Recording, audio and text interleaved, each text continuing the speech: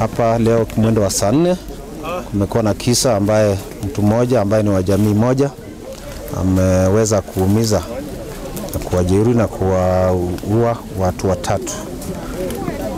Wa kwanza ameanza na shangazi wake ambaye ni wako na miaka 70. Baada ya hapo akaenda kwa dada wake, shemeji wake ambaye ako na miaka 28 na mtoto wake mdogo wa miaka 3 ambaye mtoto ameaga huko hospitalini.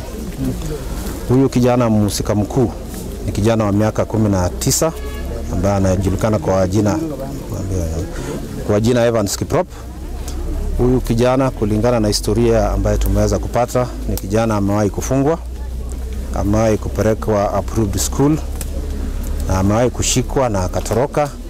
Huyu kijana ndugu yake tena mwingine, kuna siku nikakuja nikachukua yeye hospitali kwa sababu ya madawa za kulevya, na hata hako hapa na hawa wananchi wanasema ya kwamba hata huyu atolewe kwanza aende akiendanga, si ndivyo?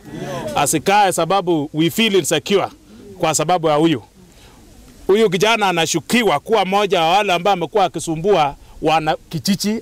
Mimi ni mkaaji wa Samutet sublocation. Nasema poleni sana kwa watu wetu wa hapa, hasa jamii ya wale walipoteza maisha yao.